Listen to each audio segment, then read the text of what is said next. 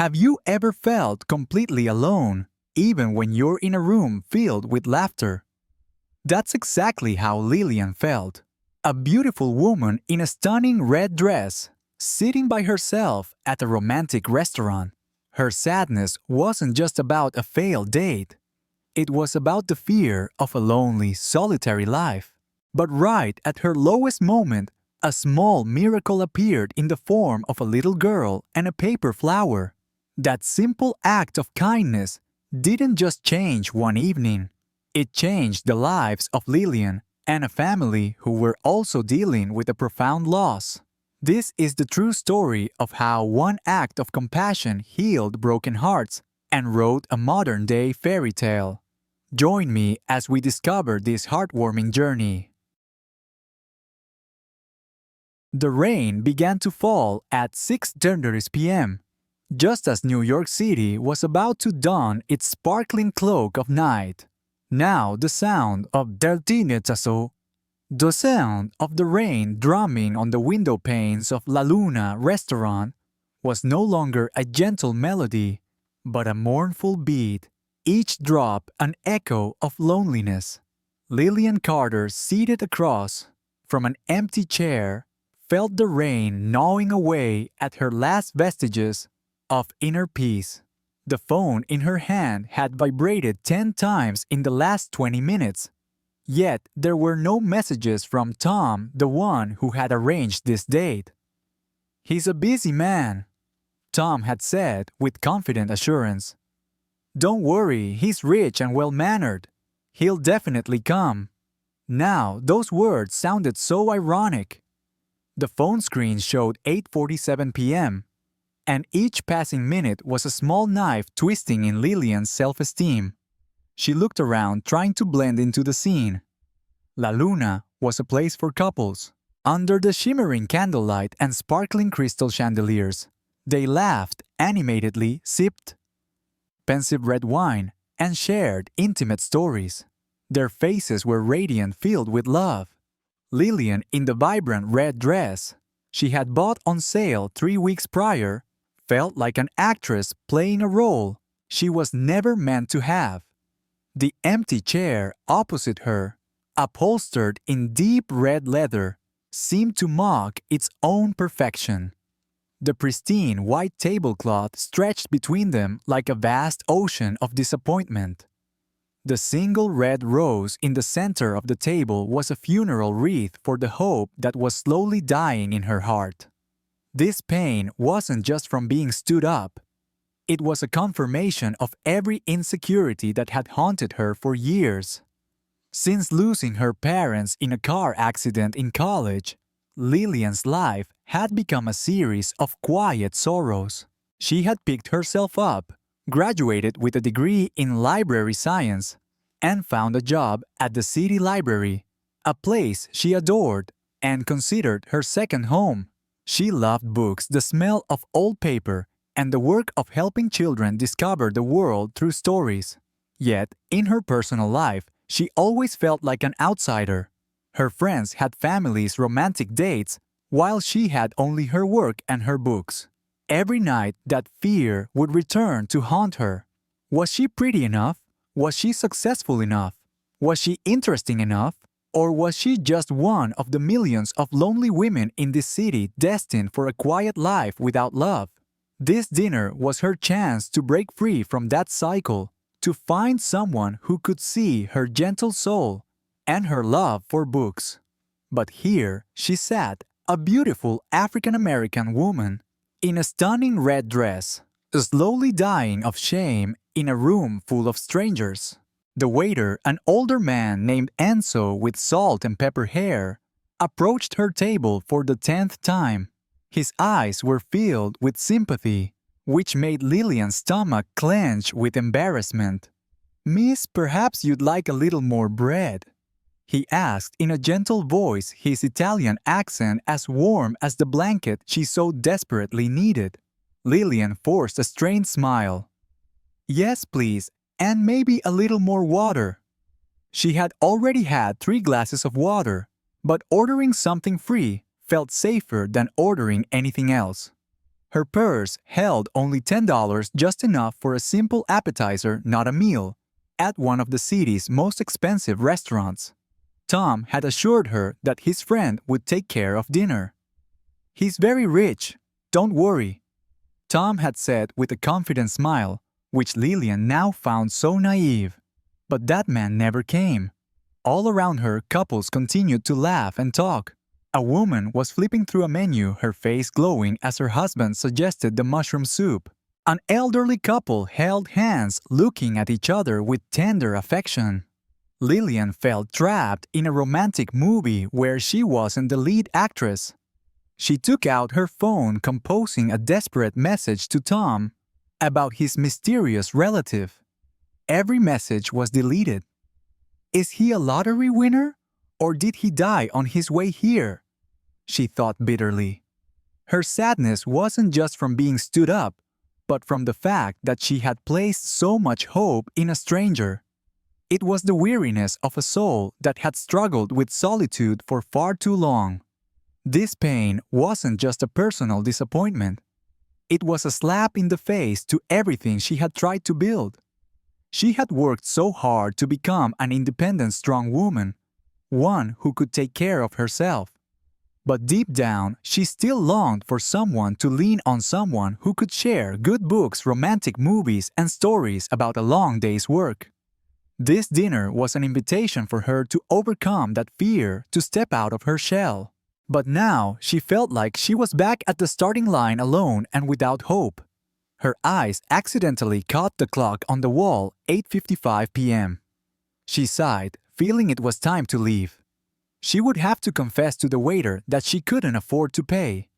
This shame was worse than being stood up.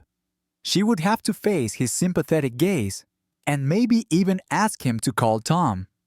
She didn't want to, but there was no other way. She felt her heart pound, a feeling of utter anxiety. She wanted to run away from here, to escape the sound of the rain, to escape the happy couples, and to escape her own shame. She quietly placed her phone on the table, ready for what was to come. She looked up one last time, trying to commit the image of this sad, rainy night to memory. Her eyes accidentally met another table. A distinguished man in a navy suit sat with a little girl with curly hair. The girl's face was as beautiful as an angel. She was looking at her with wide, curious eyes.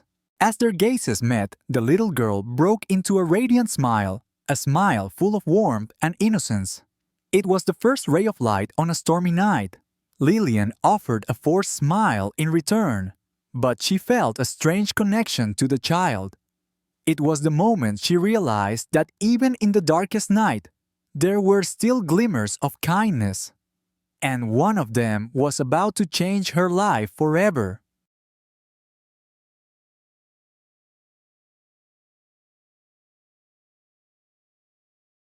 The drumming of the rain on the window panes of La Luna restaurant couldn't quite drown out the sweet, clear laughter of a little girl.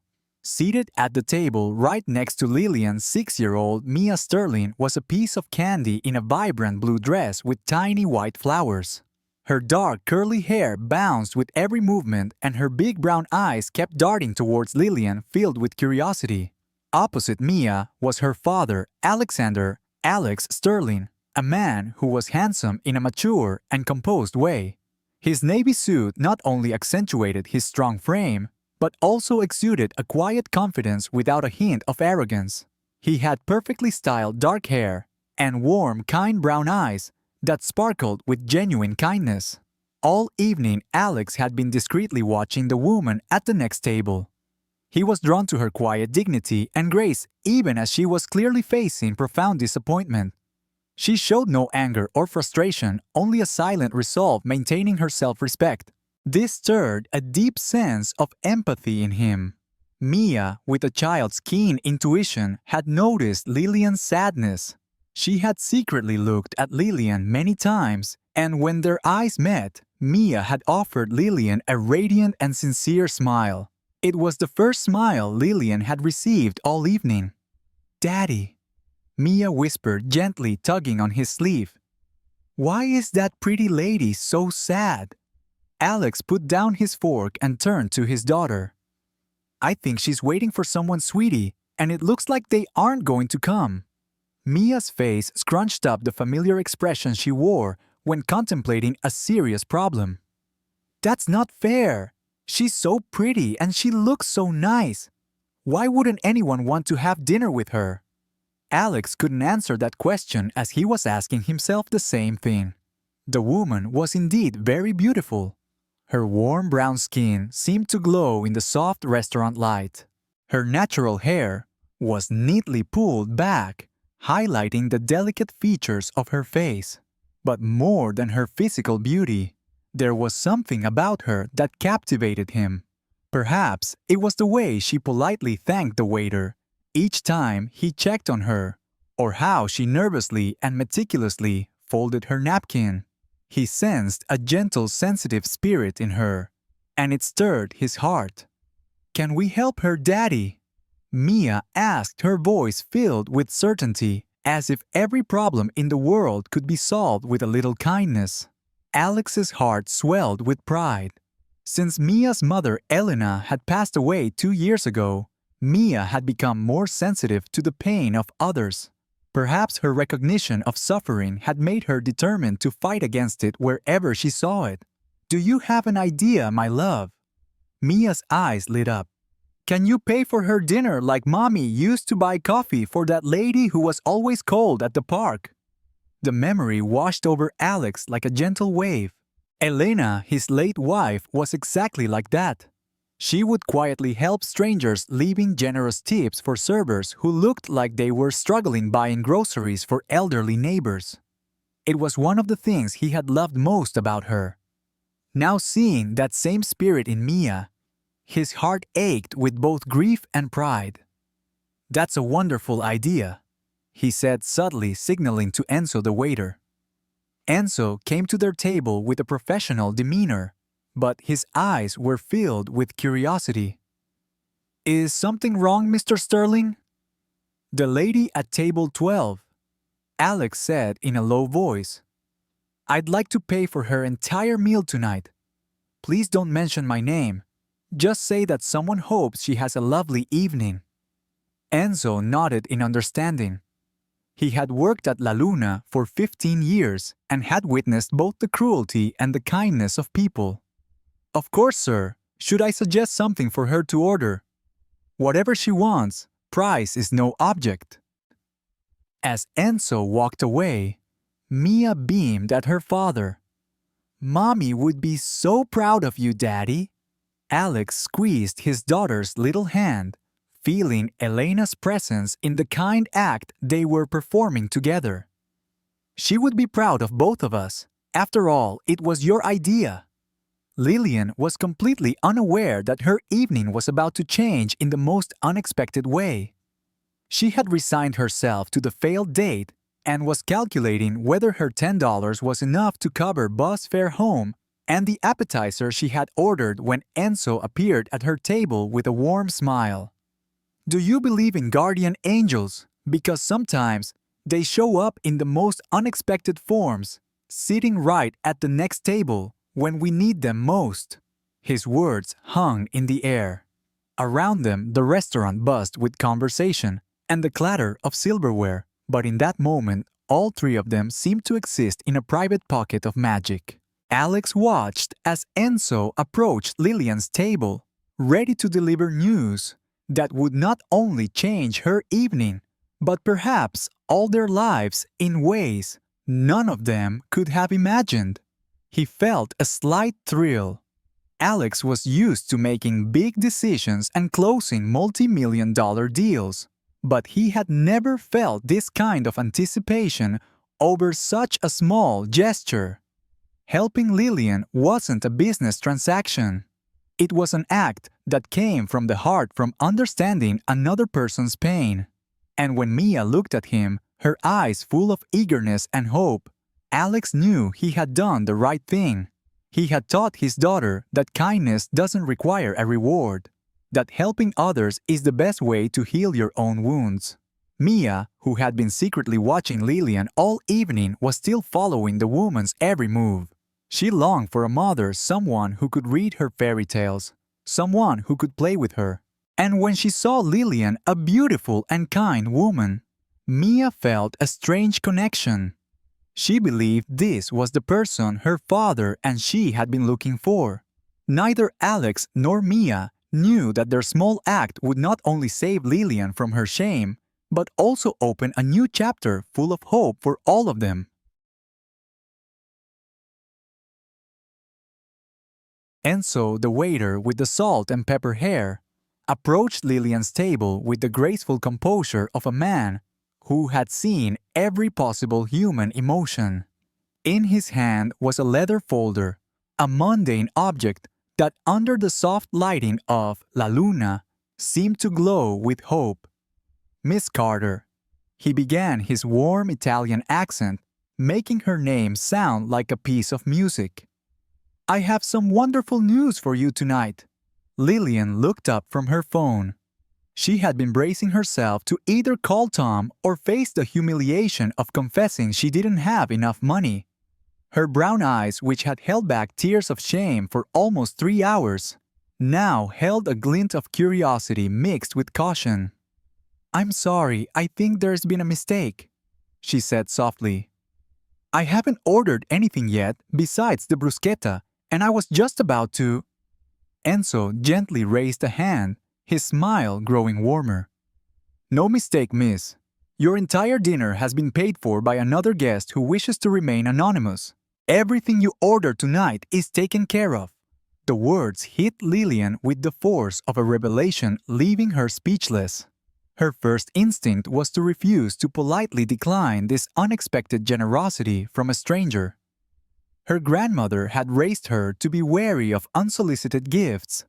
That unexpected kindness often came with a price. I can't accept that. She stammered, her hand trembling slightly as she reached for her purse. That's very kind, but I can't let someone… I'm sorry, miss. Enzo interrupted gently. The guest was very specific. He said that kindness given freely asks for nothing in return, and your refusal would hurt his feelings more than your acceptance would make you feel better. The old man's eyes twinkled with a hint of mischief, as if he had witnessed this exact conversation before. In my 15 years here, I've seen many acts of generosity, but rarely one so pure. This guest simply saw someone having a difficult evening and wanted to help. Nothing more, nothing less. The defensive walls Lillian had built up all night began to crumble. The practical part of her, the part that meticulously budgeted every penny, whispered that she desperately needed this help.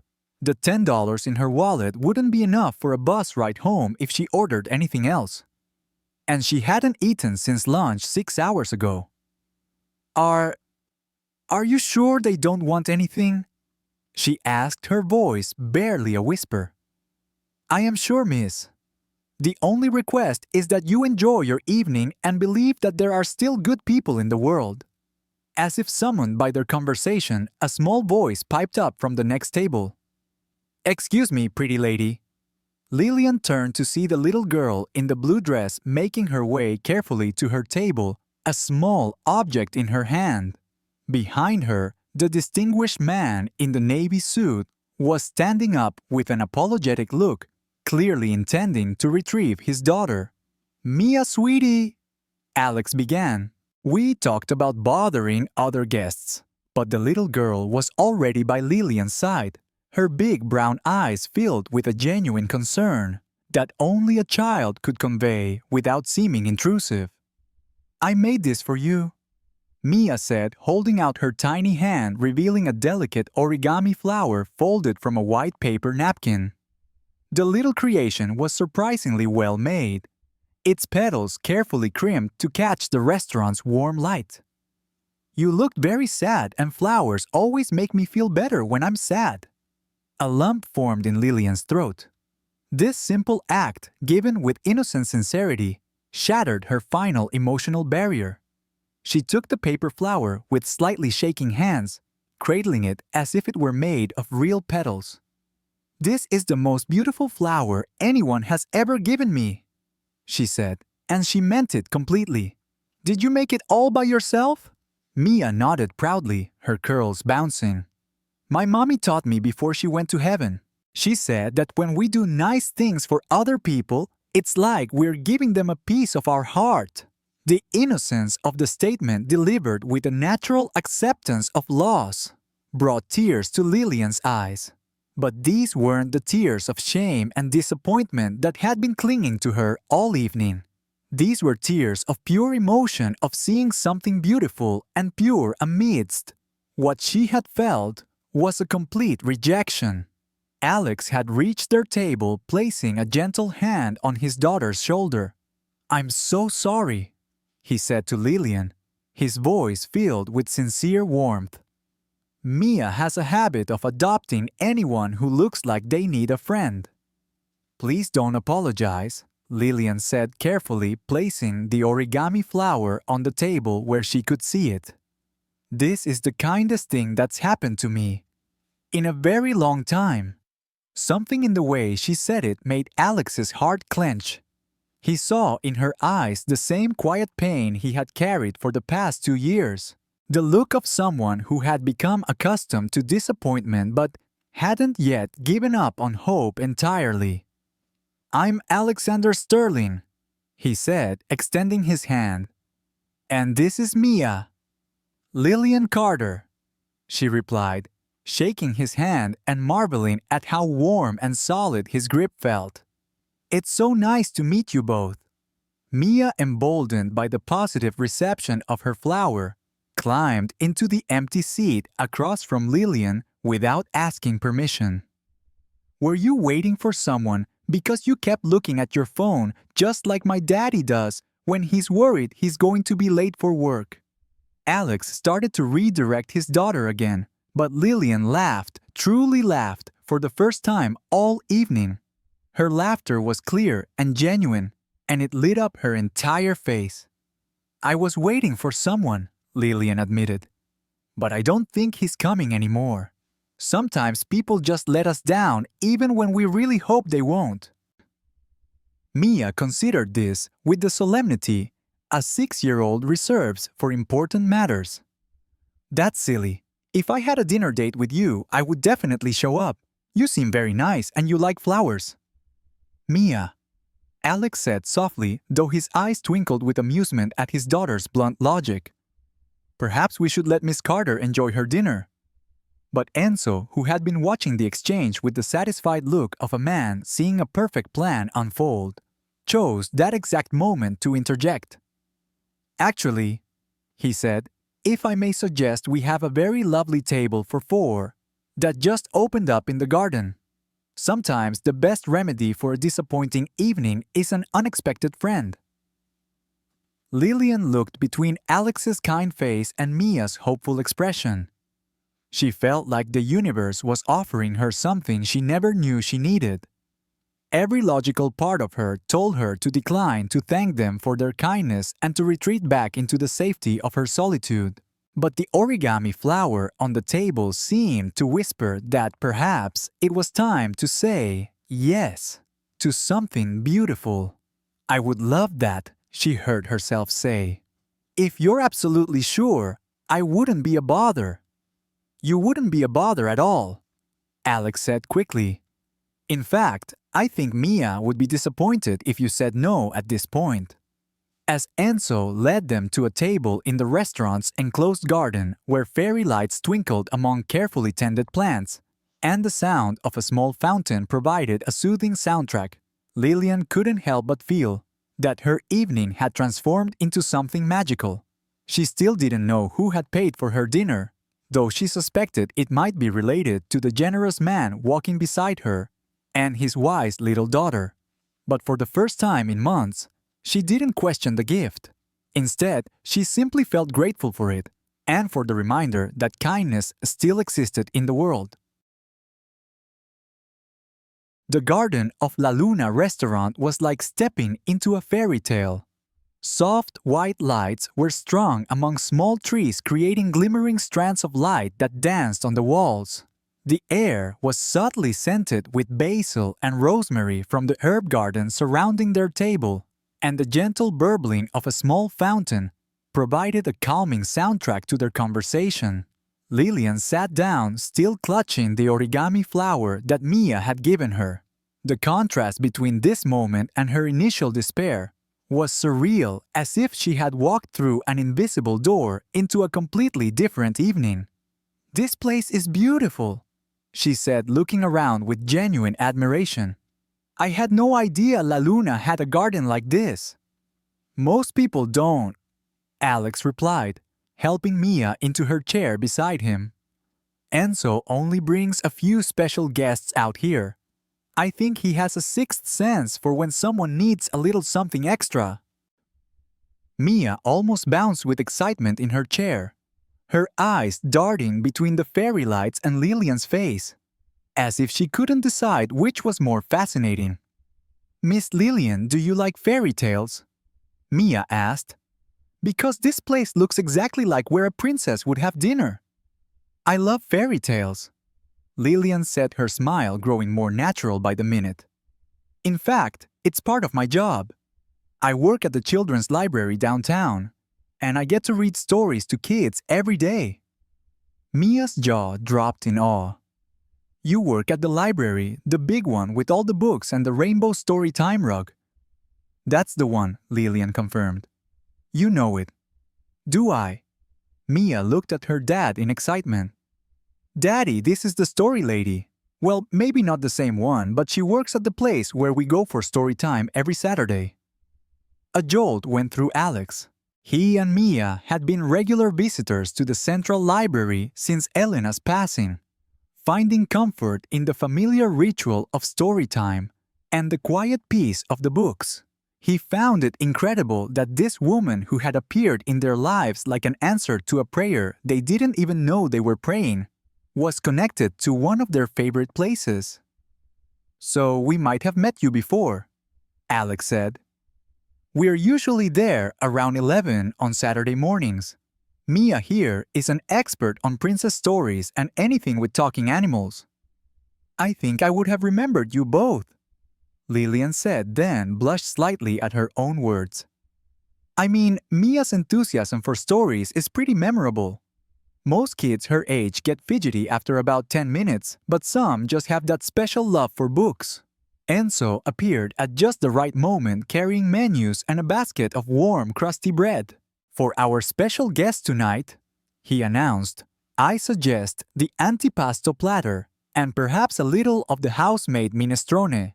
And for the little princess," he winked at Mia, "we have fresh mozzarella shaped like stars." Mia clapped her hands. "Stars? Daddy, can we get star-shaped cheese?" "Of course, my love." Alex smiled. "And Lillian, you order whatever you like. This evening is for you to enjoy." As she looked at the menu, Lillian felt herself relax in a way she hadn't in months. There was something about Alex's presence that was both exciting and comforting, like coming home to a place she'd never been. He had that rare quality of truly listening, whether the speaker was his 6-year-old daughter or a woman he had just met. "So how did you get into library work?" Alex asked as they waited for their appetizers. "It seems like a perfect job for a lover of fairy tales." "It is," Lillian said, her face lighting up in a way that made Alex's chest feel warm. "I actually started volunteering there in college, just to shelf books and help with events. But the head librarian, Mrs. Chin, noticed I had a way with the kids during story time. When a position opened up 3 years ago, she recommended me." "And you love it?" "I absolutely do," Lillian said. "There's something magical about watching a child discover a story that resonates with them. I'll sometimes see a shy child come week after week, barely participating, and then suddenly they'll raise their hand to answer a question or ask to hold the book so everyone can see the pictures better."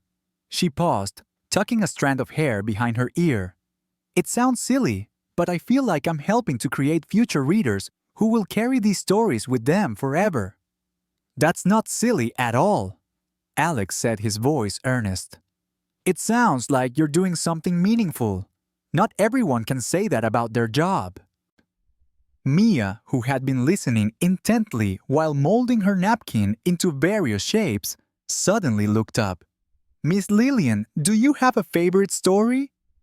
Oh, that's a tough one. I have so many. Lillian thought for a moment. But I think my favorite will always be Beauty and the Beast. Not because of the romance, but because it's about looking past the surface to see the real person inside. And it's about the power of kindness to change both the one who gives it and the one who receives it. Alex felt something inside him shift at her words. There was a depth in the way she spoke about kindness, as if she had experienced both giving and receiving it in ways that had shaped her understanding of the world. What about you? Lillian asked, turning the question back to him. Do you have a favorite story? Alex chuckled, a deep, genuine sound that was more than his usual polite laugh. I have to admit, before Mia, I wasn't much of a story person. My world was all business reports and market analysis. But now, he looked at his daughter with such love that Lillian's heart ached. Now I think my favorite story is probably The Velveteen Rabbit. There's just something about the idea of becoming real through being loved that gets to me. Their conversation flowed as effortlessly as the water from the fountain. They discovered that Alex's tech company had once donated computers to the library's new digital learning center, though he had done it anonymously through a charitable fund. They learned that Lillian had grown up just 3 blocks from where Alex had bought his first apartment. Mia offered her own observations on everything from the way the fairy lights made dancing shadows on the walls, to her theory that all the best stories have at least one talking animal character. As their food arrived, the conversation continued. Alex found himself genuinely curious about Lillian's thoughts on everything from her favorite books to recommend to kids Mia's age, to her opinions on the city's new literacy programs. There was an intelligence to her answers, a thoughtfulness that showed she was a person who truly listened to the world around her. Can I ask you something? Lillian said as they shared an appetizer, a curious note in her voice that had been building throughout their talk. Of course. A little while ago when Enzo said someone had paid for my dinner, was that you? Alex paused, a piece of bread halfway to his mouth, caught between wanting to keep his gift a secret and not wanting to lie to the woman who was looking at him with such directness. Mia had no such qualms about honesty. Daddy paid for your dinner because I told him you looked sad and that we should help you. Mommy always said that helping people is the best way to make friends. Mia, Alex said gently, though he was smiling at her candor. It's okay, Lillian said, looking between the two of them with a look that was both grateful and something deeper that Alex couldn't quite identify.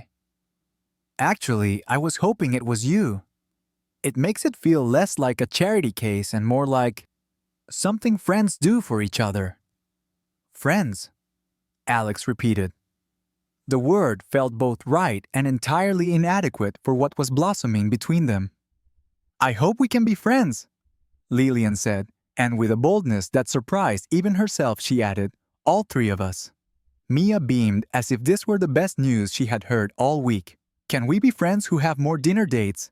Because this is the most fun evening I've ever had, and you made Daddy laugh in a way he hasn't laughed since Mommy went to heaven. The innocent words hung in the air for a moment, carrying a weight that all 3 of them felt. Alex felt exposed in a way that should have made him uncomfortable, but didn't. Lillian felt her heart open in a way that should have scared her, but instead felt like coming home.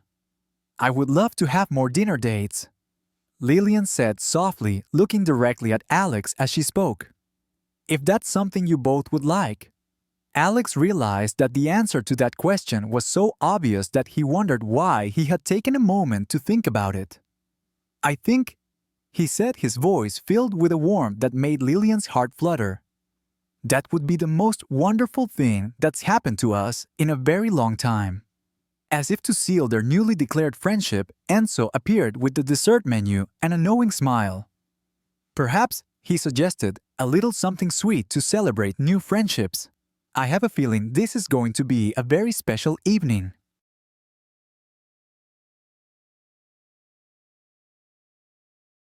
After the fateful night at La Luna, Lillian Carter's life took an unexpected turn. The failed date became the pivot that led her to Alexander Sterling and Mia. Alex's offer to fund the library renovation was not just an empty promise but a real project, and over the next few weeks, the lives of the three of them began to intertwine naturally and meaningfully. The project was named the Library of the Future, and it was a monumental undertaking. Lillian, as the project lead, had to work with a team of architects, engineers, and designers provided by Alex. The initial meetings were held at the expansive offices of Sterling Group, where Lillian felt out of place among the numbers charts and budget discussions. However, Alex had a way of making her feel heard and respected. He always began the meetings by saying, "This is Lillian's project. Everyone here is to bring her vision to life." Lillian's vision was clear. She didn't just want a more beautiful library.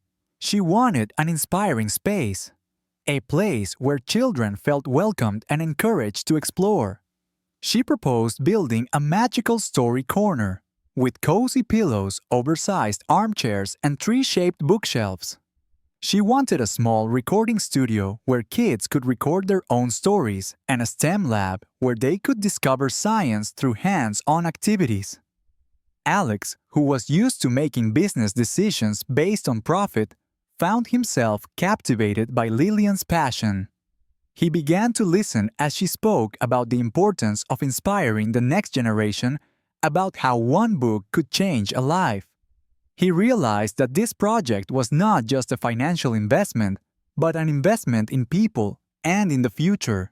He began to offer his own ideas, from installing interactive smart screens to using eco-friendly materials, all of which Lillian embraced with enthusiasm.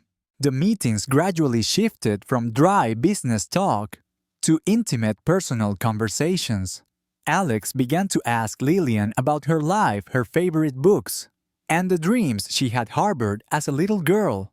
Lillian, in turn, came to understand Alex better. She learned about his grief from losing his wife, the life partner he had loved so deeply. She also saw how hard he was trying to be the best possible father for Mia, and her heart melted every time he mentioned his daughter with a face full of love. But the one who truly brought them together was Mia. Every Friday afternoon after school, Alex would bring Mia to the library to help out with the project. In reality, Mia would simply follow Lillian like a shadow. She helped Lillian shelf books, wiped down old wooden chairs, and watched as Lillian read stories to the other children. Mia, a curious and imaginative girl, was enchanted by Lillian.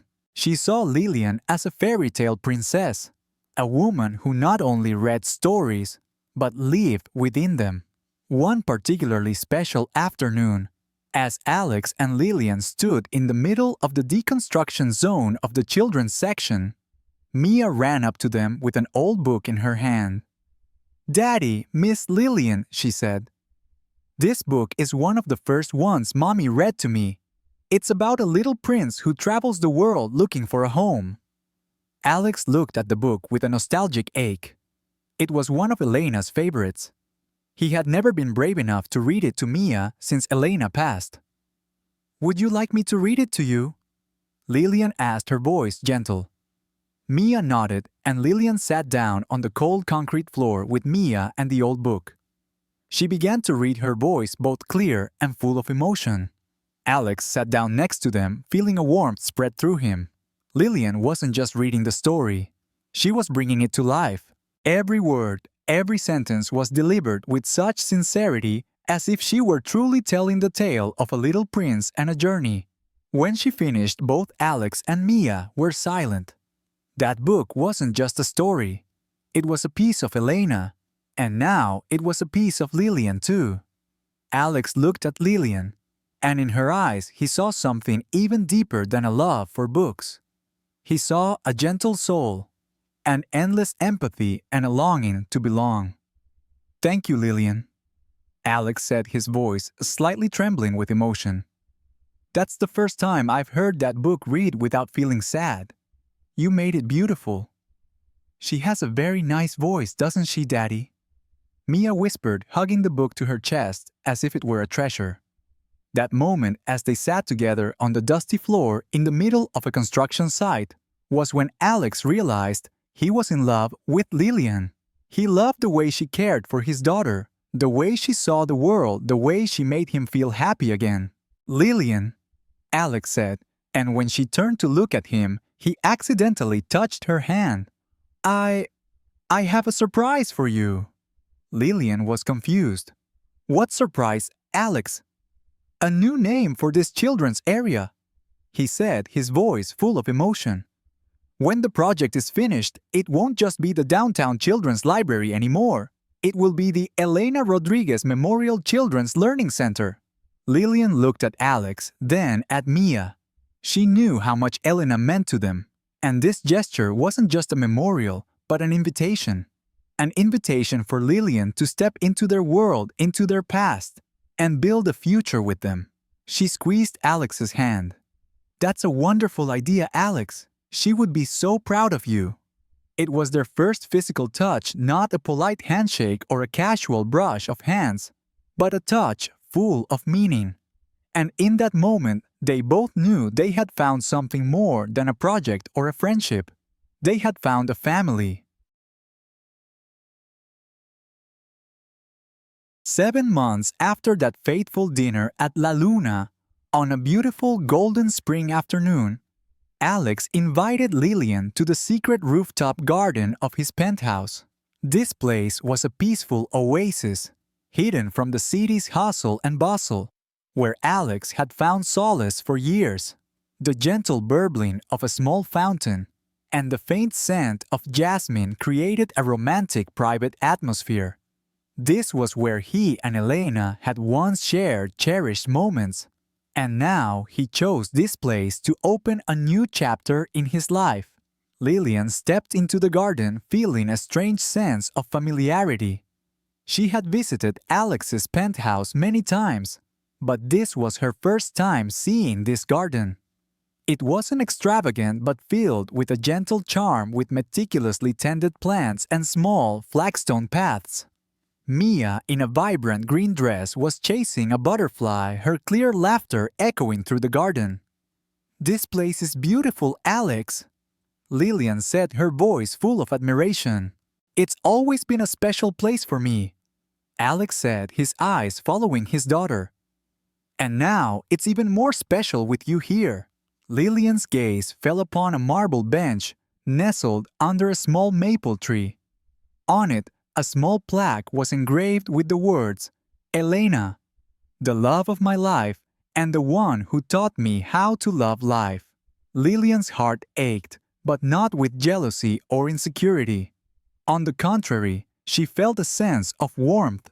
Alex's gesture wasn't just a memorial, it was a statement.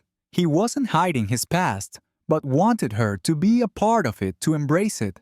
They sat down on the stone bench. Both were silent, but not out of awkwardness. They understood each other so well that they could communicate soul to soul without words. This feeling was extraordinary, a complete comfort that Lillian had never experienced with anyone else. "Lillian," Alex said, his voice deep and warm, suddenly breaking the stillness. "I want to talk to you about Elena." Lillian gently squeezed his hand. She understood this wasn't just a simple conversation. It was a sharing from the depths of his heart. "I know Elena is a huge part of your and Mia's lives," she said, "and I'll always respect that." "I know," Alex said, "but I want you to know how much she would have loved you." She taught me that love is never limited, that it doesn't diminish when it's shared. It only multiplies. He told her about Elena's final days, about the promises he had made to her. Elena made me promise that I would never stop searching for happiness, that I wouldn't let the pain take away my ability to love. She said the best way to honor our love was to open my heart to a new one. Tears welled up in Lillian's eyes. Alex's words were so sincere and profound that she felt as if she were meeting Elena, a great woman, through her husband's memories. "She sounds like an incredible woman," Lillian said softly. She was so afraid that Mia and I would be lonely after she was gone. Alex continued, "But seeing you now, seeing the way you love my daughter, seeing the way you've made me laugh again, you brought life back to us, Lillian." He took a small velvet box from his pocket. Lillian's heart pounded. She knew what was coming, but she still felt breathless with emotion. "Lillian Carter," Alex said, his eyes twinkling like stars, "you taught me how to love again. You brought light back into my and Mia's lives. You made our house a real family. I love you, Lillian." He opened the box, revealing a sparkling ring. It was a central diamond surrounded by smaller diamonds forming the shape of a flower. "I didn't want a grand proposal," he said. "I wanted it to be simple and warm, just like how we came together. I want you to know that my love for you isn't a replacement, but a continuation. You will be a part of my life and Mia's, and I hope you will accept us. Will you marry me?" Tears streamed down Lillian's cheeks. She looked into Alex's hopeful eyes, then towards Mia, standing not far away, and she didn't need to think. "Yes," she said, her voice shaky but full of certainty. "Yes, Alex, I'll marry you." Alex placed the ring on her finger and it fit perfectly. Just then, Mia ran over, jumping into their arms and hugging them both. "Miss Lillian said yes." Mia cheered with excitement. "We're going to be a real family." Lillian hugged Mia tightly. This feeling was more than just happiness. It was the feeling of finding a place to belong, a place she had longed for so long. Her love was not only for Alex, but for Mia and for the family they were building together. That evening, they sat together on the stone bench watching the city lights come on. Mia was nestled in Lillian's arms, falling asleep while listening to them talk about the future. Alex held Lillian tightly, feeling a deep sense of peace he never thought he would feel again after Elena's death. "Thank you," he whispered into her hair, "for saying yes." "Thank you," she replied, "for paying for a stranger's dinner." And in that moment, under the moonlight and the stars, they knew they had found their own fairy tale. A story not just about love, but about forgiveness, kindness, and second chances. Saturday, Lillian and Alex's wedding day, was a perfect spring day. Golden sunlight filtered through the trees, warming the path to the city's central library. Inside, what was once a musty old corner had been transformed into a dreamlike, magnificent space. This wasn't just a wedding. It was a community celebration, a tribute to all the people who had witnessed and supported their love story. The entire Elena Rodriguez Memorial Children's Learning Center was decorated with white roses and hydrangeas. The chairs were arranged in a semicircle facing a floral arch woven with ivy and white lilies.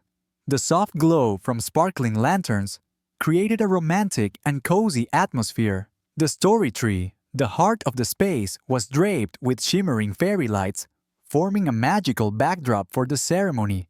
Lillian stood at a side door, her heart pounding. She wore a simple, yet incredibly elegant ivory silk wedding dress. Her curly hair was styled in a neat bun adorned with a few small, white flowers, just like the ones on Mia's dress the first night they met. She wore a pearl necklace, a gift from Alex, and carried a bouquet of white lilies. She didn't look like a bride about to get married. She looked like a princess stepping out of her own fairy tale. Alex's close cousin Isabella, who had become Lillian's dear friend, smiled reassuringly at her. "He's going to faint when he sees you," Isabella whispered. "He's been so restless up there." Lillian's smile was radiant. She could picture Alex fidgeting at the front.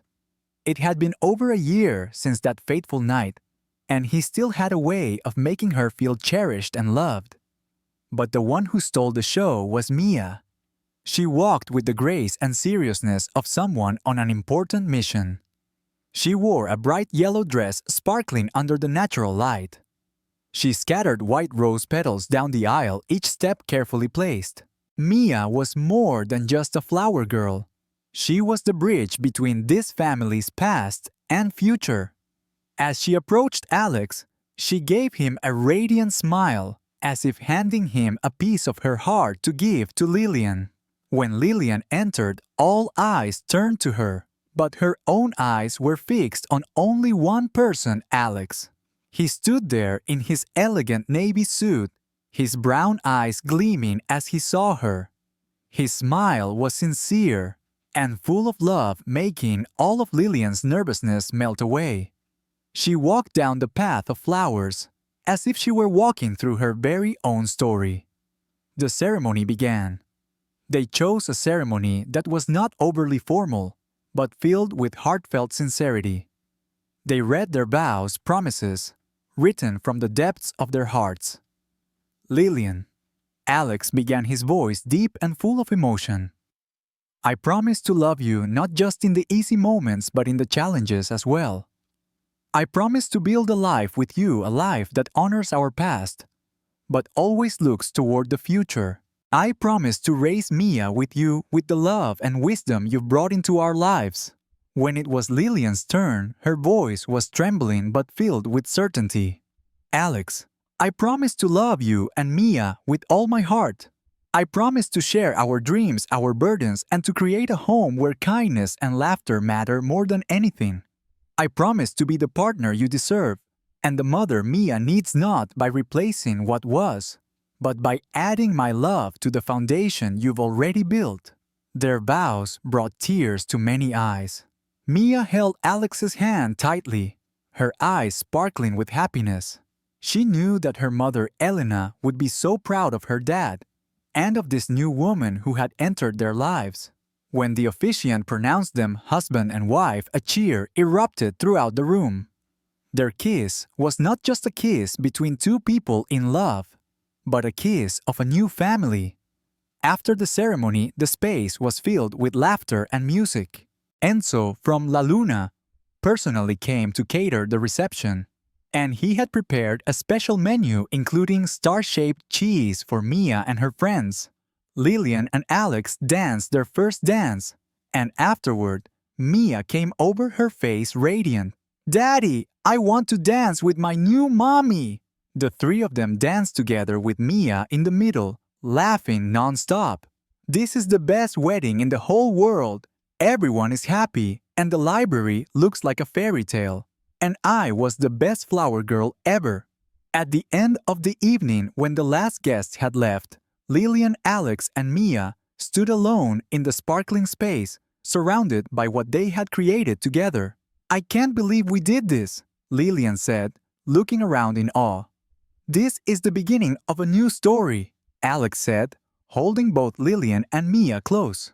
5 months after the wedding, Lillian and Alex received wonderful news.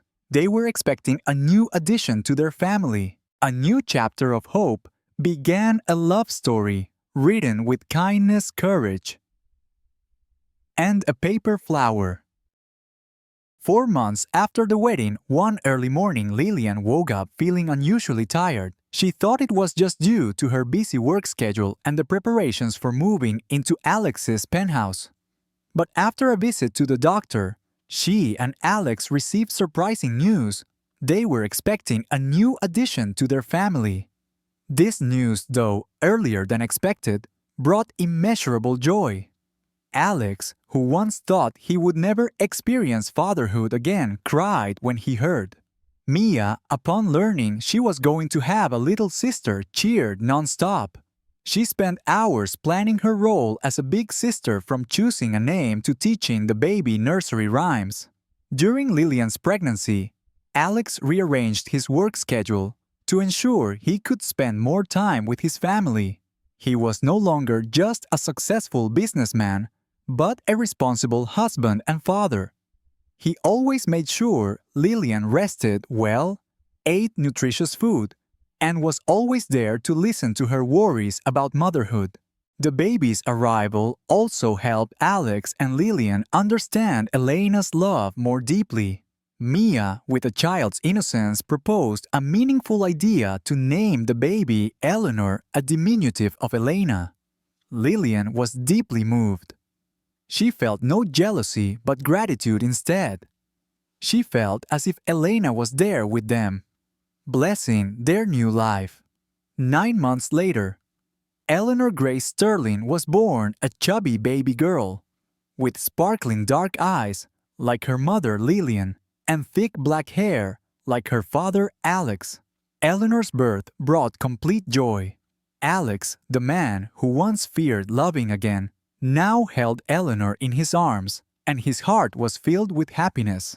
Meanwhile, the library project had also achieved resounding success. The Elena Rodriguez Memorial Children's Learning Center became a model for libraries across the country. The combination of exquisitely carved wooden bookshelves, interactive touchscreens, and the tree-shaped story corner attracted thousands of children and families each week. One day, Lillian received a letter from the National Library Association. The letter stated that the Elena Rodriguez Memorial Children's Learning Center had been nominated for the Award for Excellence in Community Service. "We won, Alex," Lillian said, her voice choked with emotion. "We did it." Alex hugged his wife, a radiant smile of happiness on his face. "No, my love," he said. "You did it. I was just the support." "That's not true," Lillian countered. "This was all three of us. This is our legacy." The project's success opened up many new opportunities. Lillian, with her experience and vision, was nominated for the position of Director of Community Programs for the City Library. She proposed a bold plan to build 6 more children's learning centers across the city, bringing their successful model to more children. Alex, through his charitable foundation, funded the project, and other tech companies also joined in working together to make the dream a reality. One morning, Lillian was sitting in her new office looking out at the city. Alex walked in holding 2 cups of coffee. He sat down across from her, and they looked together at the large maps on the wall marking the future locations of the libraries. "I still can't believe it," Lillian said. "A year ago, I was sitting in a restaurant thinking my life was a failure. And now you're changing the world," Alex said, taking her hand. "One book, one child, one family at a time." Lillian looked at Alex, then at the ring on her finger. She felt grateful. She knew she would never have this happiness without him, without his kindness, and without Mia's help. She knew their love was not just built on affection, but on kindness, forgiveness, and gratitude. It was one afternoon when Lillian was sitting at home rocking Eleanor to sleep that Mia walked in. She had grown more mature, but still retained her innate innocence. She approached, looking at Eleanor with a warm smile. "She's so beautiful, isn't she, Mom?" Lillian smiled. "Yes, she is, sweetie. Would you like to read a story to her?" Mia nodded and took a book from the shelf. It was the old book Alex had given her, the one her mother Elena had once read to her. "It's about a little prince who travels the world looking for a home." Lillian watched Mia read to Eleanor, and she felt her heart overflow with love. She knew she had found her family, a family not built only on blood but on love and kindness.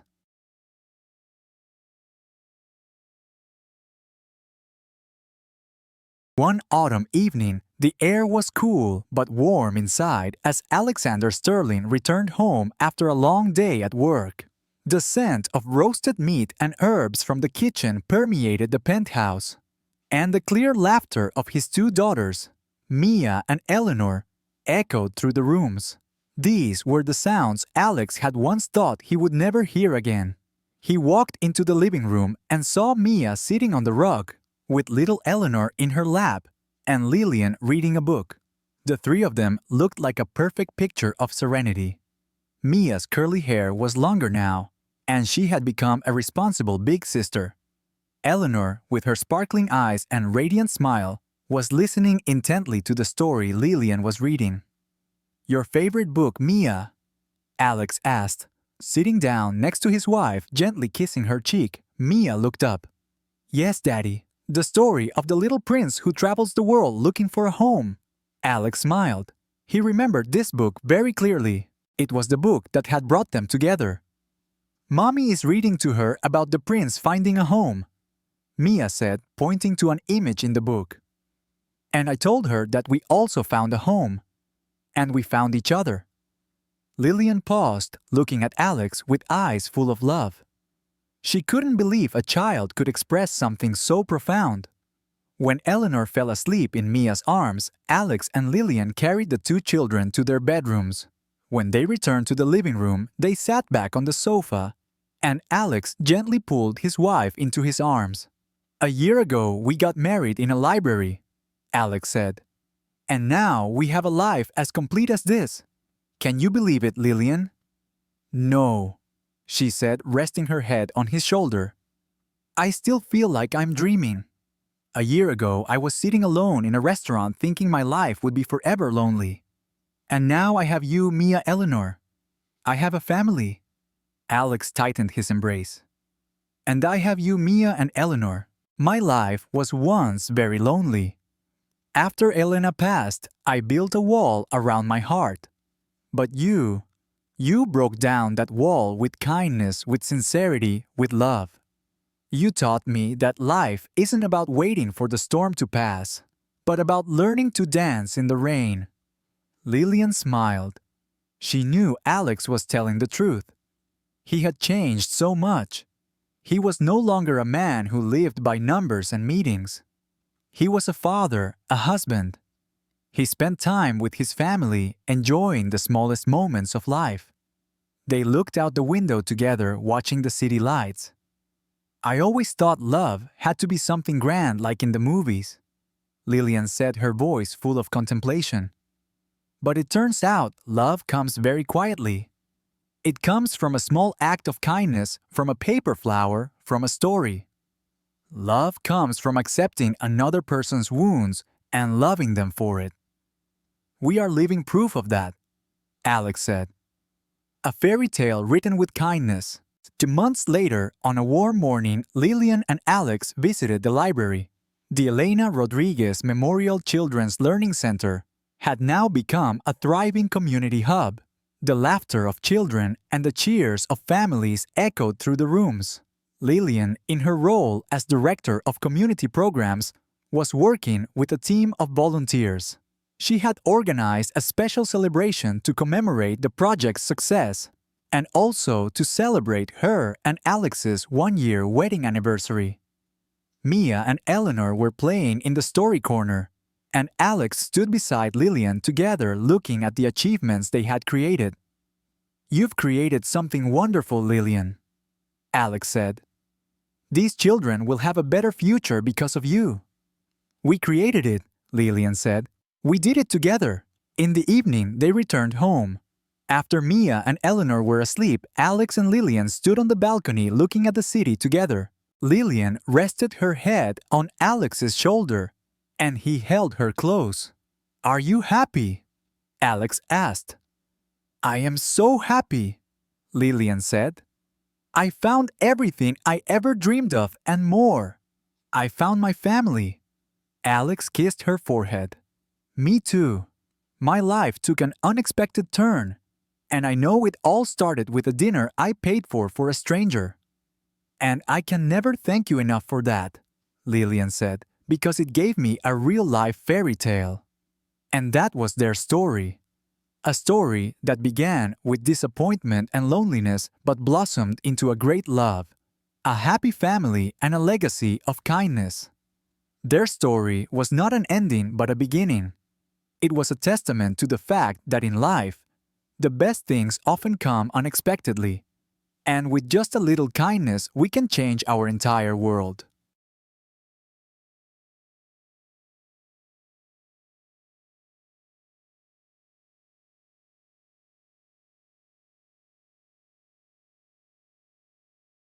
This story is a powerful reminder that the greatest things often start with the smallest gestures.